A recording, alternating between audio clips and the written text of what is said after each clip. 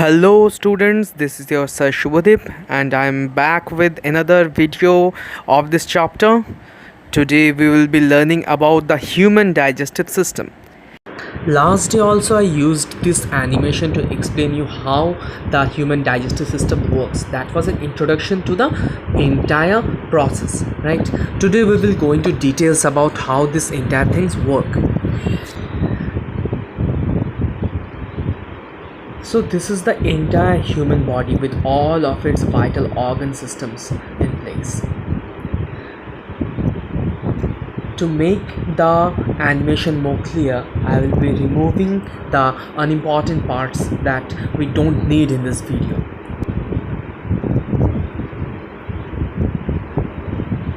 So this is the digestive system of a human body.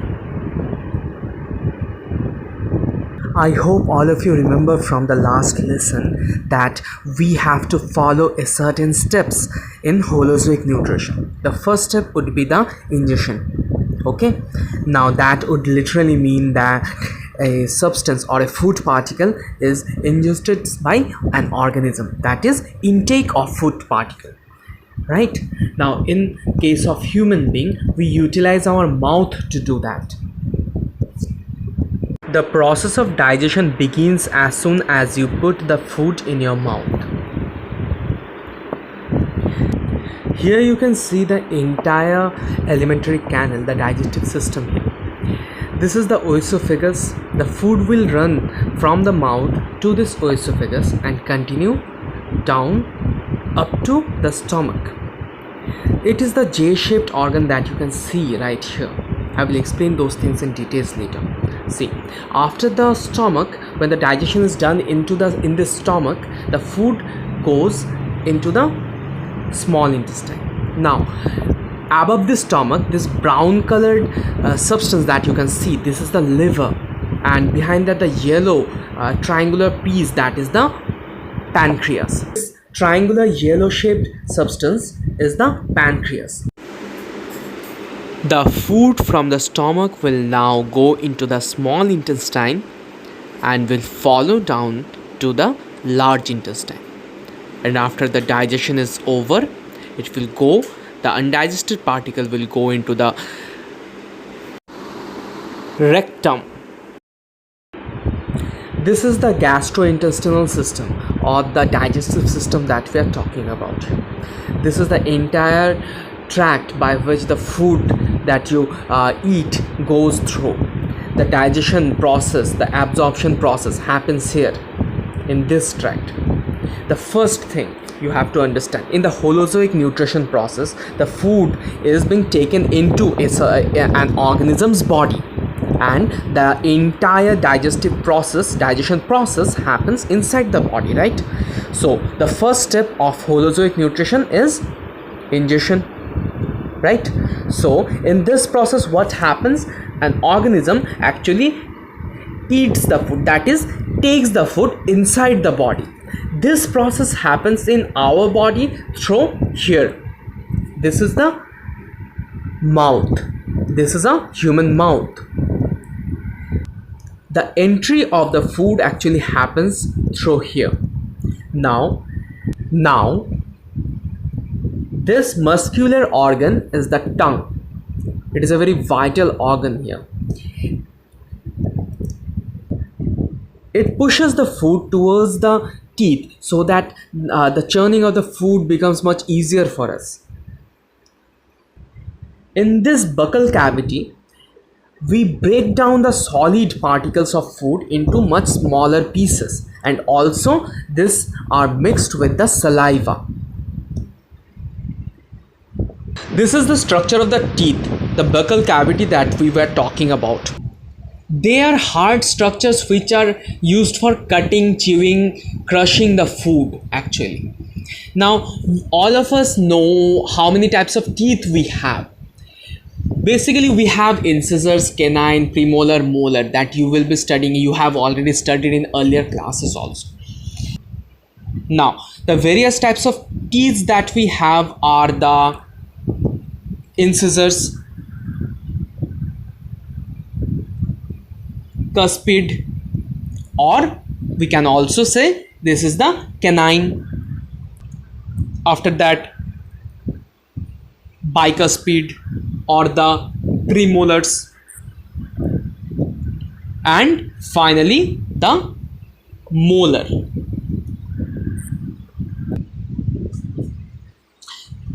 This set of teeth are actually utilized to chew the food properly, to break down the food particles into tiny pieces. Now you can see here, now you can see at the side of the ear and at the bottom of the jaw we have the salivary glands, right? Now in the last video I have shown you this part. There are three types of salivary glands that you can see here.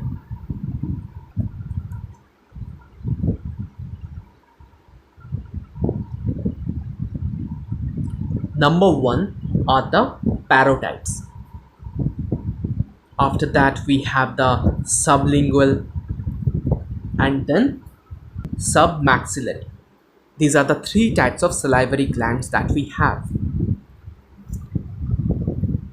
These salivary glands are present in both of the parts of our mouth.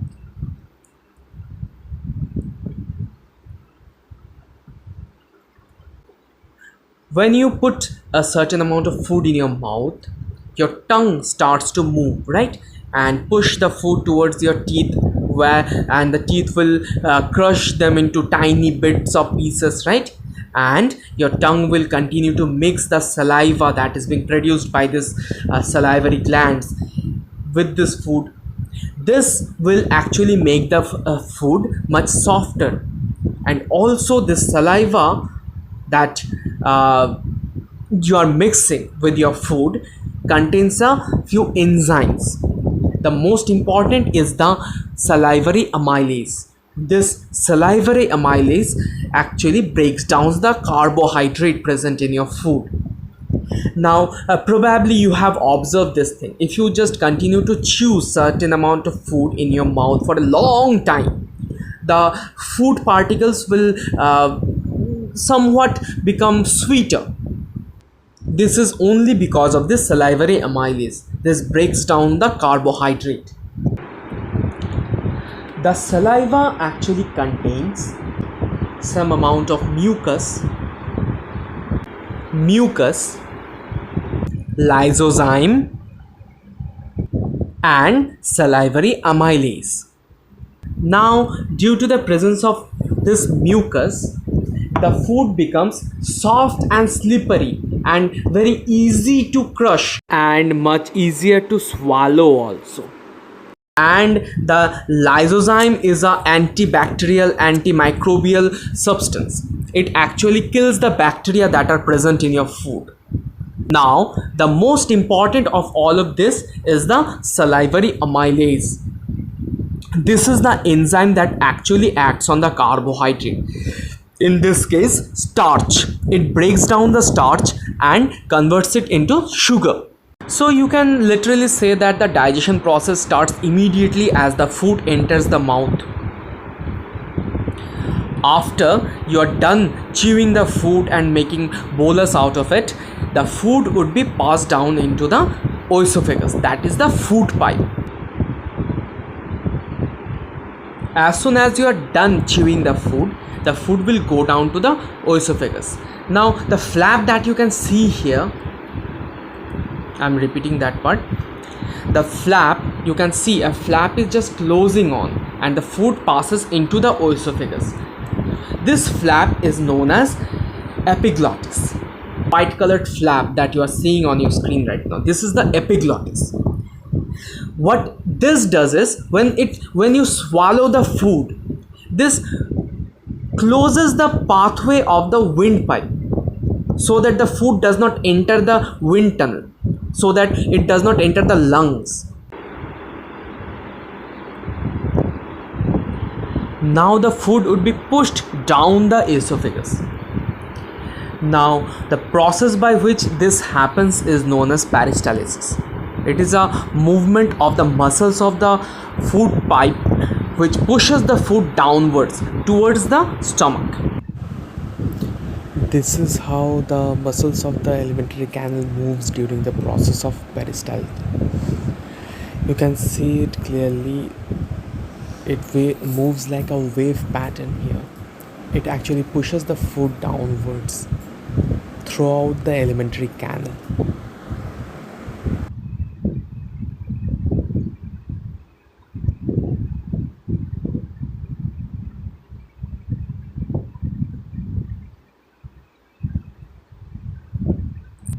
The food is actually pushed down the food pipe by this process of peristalsis. What happens in this case, the muscles of the food pipe and the entire alimentary canal, actually the peristaltic movement actually happens in the entire alimentary canal. As soon as you swallow the food, the motion of peristalsis is being triggered, and it continues down the entire tract of the alimentary canal, from this esophagus to the stomach, and then to the small intestine, and till the to the large intestine, and then to the rectum, and finally to the anus. It will continue. This process will continue. Actually, the entire alimentary canal moves like this to push the food forward, the food and the digested particles to forward like this. The muscles will just cramp on and just push everything in the forward motion. This is the motion of peristalsis that you are seeing right now. After that, the food will enter the stomach. Now let me remove the liver from here so that you can view the stomach properly, and also the pancreas. I'm just rotating the animation. Now, without these two glands here, and also without this buccal cavity, this is the entire alimentary canal that you're looking at. Okay, now the alimentary canal actually starts from this esophagus and runs down the entire system of digestive tract. Now the food has entered the stomach. The J-shaped structure that you can see on your screen, this is the stomach actually. Okay, now what will happen to the food particles here? Now the inner side of the stomach is lined up with a lot of gastric glands. They secrete the hydrochloric acid and some gastric juices. The wall of the stomach also continues the peristaltic motion. This churns the contained food, breaks it into smaller particles, and mix it thoroughly with the gastric juices actually. Now the gastric juices contains the hydrochloric acid, I have mentioned it, pepsin, gastric lipase, and reninins also present there. Stomach lining is actually covered with a thick layer of mucus to protect it from the hydrochloric acid. It is a very strong acid, right? The pH of this acid is near to 2 to 3.5, so it is a very strong acid. So this lining of mucus actually protects the stomach from this acid. Now you have to remember, the gastric juice contains HCl, pepsin, renin, and gastric lipase. Now, what are the function of these things? I have right now talked about the hydrochloric acid. Now, this pepsin and renin actually secreted in their inactive states of pepsinogen and prorenin. Okay, now these things are actually activated by the action of hydrochloric acid. The hydrochloric acid actually activates this pepsinogen into pepsin and this prorenin into renin. So the hydrochloric acid is a very important thing in the stomach. It actually softens the food first of all. It also stops the action of the salivary amylase.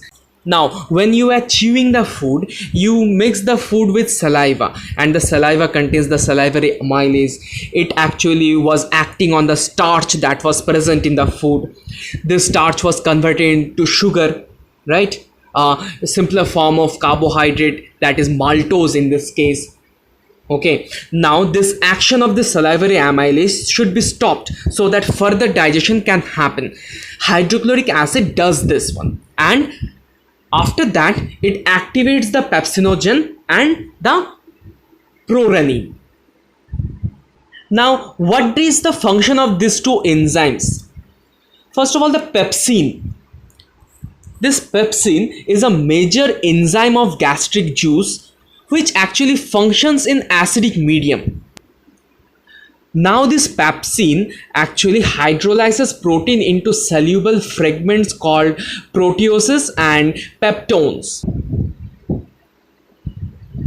Now this is the first part of protein digestion. This starts in the stomach.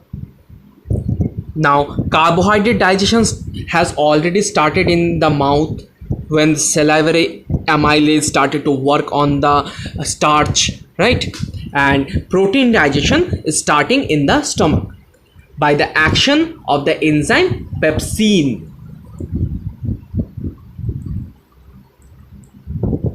Pepsin. Okay, now when this pepsin acts on protein, it hydrolyzes the protein and breaks it into proteoses and peptones. And what about the other two enzymes, that is the gastric lipase and the renin? These are actually active in the infants. Diet the infants have is only mother's milk, right? So these two enzymes are actually specialized in breaking down the protein that is present in the milk and the fat in the milk. This is the process of digestion that takes place inside the stomach. Now let's repeat what we have studied today. First of all, ingestion of food happens. Now let us repeat what we have learned today. First of all, the ingestion of food will happen through the mouth. In there, your tongue will help to mix the food with the saliva that is being produced by the salivary glands, and the teeth will continue to chew the food to break it into smaller particles, and the tongue will continue to mix the food with the saliva and push the food towards the teeth for better so that the teeth can chew the food in a proper manner. After that, you will be making the food into a bolus, and the salivary amylase that is being mixed along with the saliva with the food will act on the starch that is present in the food. This will convert the starch into maltose, that is a kind of a sugar. Now you will swallow the food. While you are swallowing the food, what will happen? A flap that is known as the epiglottis will close on to prevent the entry of the food particles into the windpipe. Now after that, the food will go into the esophagus. Now peristaltic motion will continue. It will push the food down the esophagus and will push it into the stomach. When the food enters the stomach, some gastric enzymes are released, right? The stomach is lined with gastric glands which will release gastric juices. The gastric juice will contain hydrochloric acid, some amount of mucus to protect the stomach lining from this hydrochloric acid, and also it will contain pepsin, gastric lipase and renin. We also know that the pepsin and renin are released in their inactive forms. That would be the pepsinogen, which will convert into pepsin by the action of hydrochloric acid, and prorenin, which will convert into renin by the action of hydrochloric acid only. And the hydrochloric acid would be the major ingredient in this section. This will have actually many functions. The hydrochloric acid will not only increase the acidity of the stomach, that is, it will decrease the pH level, it will make the stomach environment more acidic. That will help the enzymes to work properly. Also it will soften the food. Also it will just kill the microorganisms that are still present in the food particle.